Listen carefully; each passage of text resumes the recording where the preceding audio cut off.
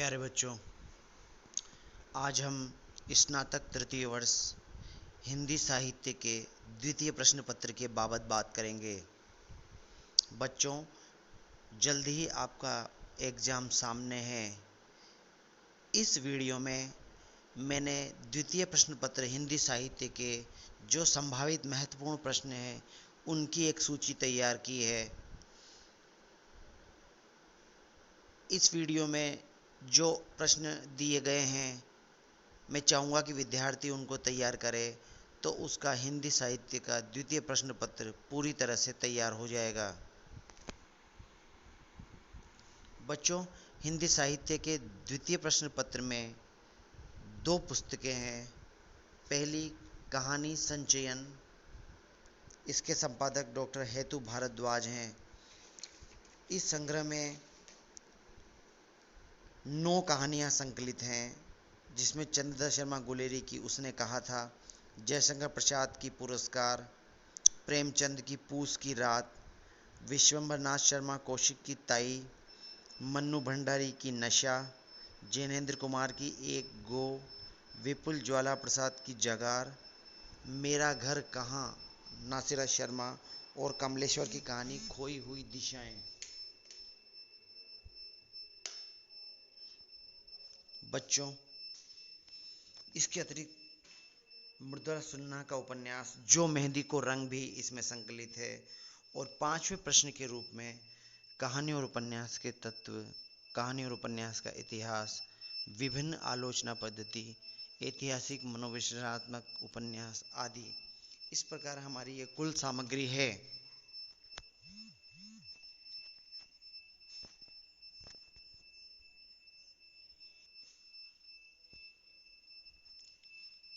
आज जो पहली पुस्तक हमारी कहानी संचय है, उस पुस्तक जिसके संपादक डॉक्टर हेतु भारद्वाज हैं, उसमें कौन कौन सी कहानी पर कौन कौन से प्रश्न बन रहे हैं उनकी एक सूची देखिए। प्रश्न पहला है, चंद्रदत्त शर्मा गुलेरी की कहानी उसने कहा था कि समीक्षा कहानी के तत्वों के आधार पर कीजिए। दूसरा, जयशंकर प्रसाद की कहानी पुरस्कार की नायिका मधुलिका का चरित्र चित्रण प्रस्तुत कीजिए। तीसरा, प्रेमचंद की कहानी पूस की रात के कहानी शिल्प की समीक्षा कीजिए। चौथा, विश्वंभर नाथ शर्मा कौशिक की कहानी ताई की समीक्षा कथा के तत्वों के आधार पर कीजिए। पांचवा, जीवन में प्रेम का नशा भी होता है कथन के आधार पर मन्नू भंडारी की कहानी नशा की कथा वस्तु की समीक्षा प्रस्तुत कीजिए। छठा, जैनेन्द्र कुमार की कहानी एक गो मनुष्य और जानवर के प्रेम की कथा है, कथन के आधार पर कहानी की समीक्षा कीजिए। सातवां, विपुल ज्वाला प्रसाद की कहानी जगार की समीक्षा कहानी के तत्वों के आधार पर कीजिए। आठवां, नासिरा शर्मा की कहानी मेरा घर कहाँ की समीक्षा कथा के तत्वों के आधार पर प्रस्तुत कीजिए। और नवां, कमलेश्वर की कहानी खोई हुई दिशाएं महानगरीय जीवन शैली को प्रस्तुत करती है, कथन के आधार पर कहानी की समीक्षा कीजिए। ये सारे प्रश्न कहानी संचय में पुस्तक में से आपको तैयार करने हैं। दूसरा हमारा उपन्यास है मृदुला सिन्हा का उपन्यास जो मेहंदी को रंग। यह उपन्यास विकलांग व्यक्तियों के साहस की कथा को दिखाता है। इस उपन्यास में जो महत्वपूर्ण प्रश्न बन रहे हैं संभावित, उनकी सूची देखिए। पहला, मृदुला सिन्हा के उपन्यास जो मेहंदी को रंग की समीक्षा उपन्यास के तत्वों के आधार पर कीजिए। दूसरा, मृदुला सिन्हा का उपन्यास जो मेहंदी को रंग की प्रमुख नायिका शालिनी के चरित्र चित्रण को प्रस्तुत कीजिए। तीसरा, जो मेहंदी को रंग उपन्यास के प्रमुख पात्र दद्दा के चरित्र चित्रण की प्रमुख विशेषताओं को स्पष्ट कीजिए। चौथा, मृदुला सिन्हा का उपन्यास जो मेहंदी को रंग दिव्यांग व्यक्ति के साहस की कथा है। उक्त कथन के आधार पर उपन्यास की कथा वस्तु का परिचय देते हुए इसके मूल उद्देश्य पर प्रकाश डालिए।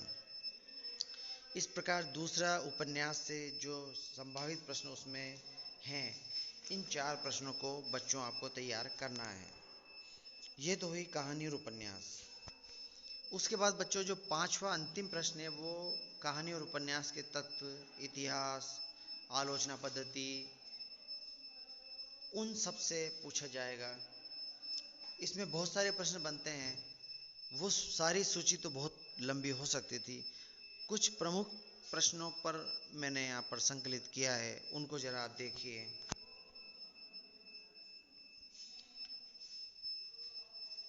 इसमें पहला प्रश्न है, कहानी और उपन्यास के प्रमुख तत्वों का परिचय दीजिए। ये प्रश्न अलग अलग पूछा जा सकता है, जैसे कहानी के तत्व या उपन्यास के प्रमुख तत्व। एक पृथक वीडियो में मैंने कहानी और उपन्यास के तत्वों पर एक वीडियो डाला था बच्चों, इसका उत्तर आपको वहाँ पर मिलेगा। इसके अलावा कहानी के उद्भव और विकास पर प्रकाश डालिए। इसके अंदर मैंने कहानी के ऊपर पीडीएफ की सामग्री डाली थी, उससे संबंधित जो बाकी आगे के सारे सवाल है वो पीडीएफ की सामग्री में आपको अवेलेबल मिलेंगे। अगला सवाल है, कहानी उपन्यास के उद्भव और विकास की यात्रा को संक्षेप में समझाइए।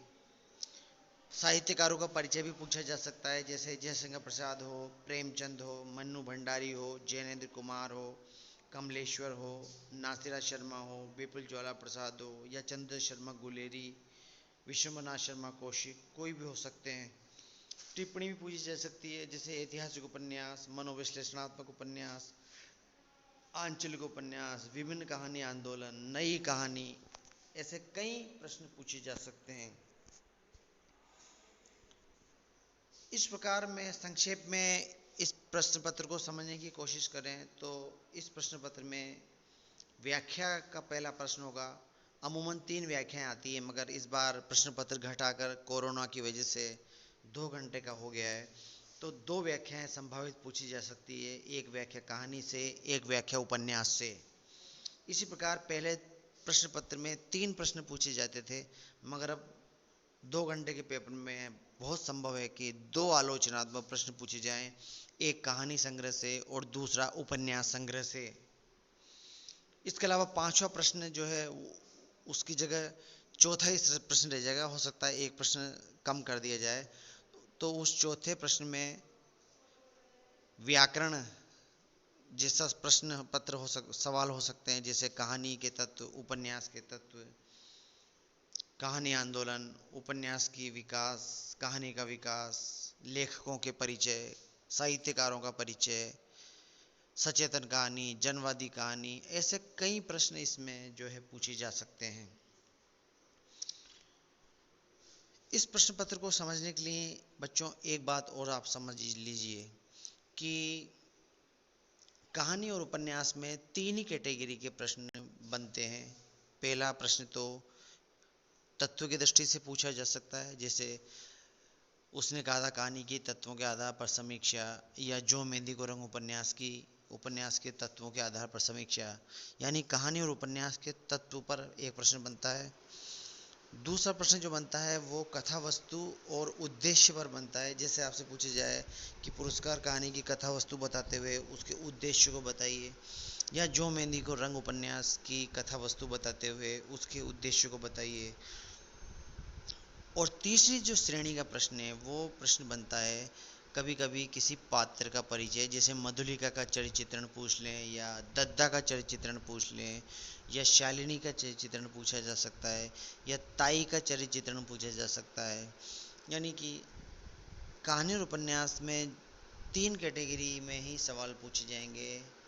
तत्व वाला प्रश्न, उद्देश्य का प्रश्न, या फिर वो किसी पात्र के चरित्र चित्रण से संबंधित हो सकता है। इस प्रकार यह प्रश्न पत्र आपका तैयार करने का आसान तरीका यह है कि आप सारी कहानियों को और उपन्यास को एक बार पढ़ लें। अगर आपको उनकी कथा वस्तु याद हो जाएगी तो एग्जाम में किसी भी प्रश्न को आप हल कर सकते हैं। जैसे यदि आपको उसने कहा था कहानी की कथा याद है तो उस पर 3 प्रश्न संभावित बन सकते हैं, या तो तत्वों के आधार पर, या चरित्र चित्रण पर, और या फिर उद्देश्य पर। तो बच्चों आपको सारी कहानियों को और एक उपन्यास को पढ़ना है और उसके बाद 3 कैटेगरी के सवालों पर अपना ध्यान केंद्रित करना है। कुछ संभावित सवालों की सूची मैंने इस वीडियो में आपको बनाई है। ये एक खाका है जिसके आधार पर आप द्वितीय प्रश्न पत्र को तैयार कर सकते हैं।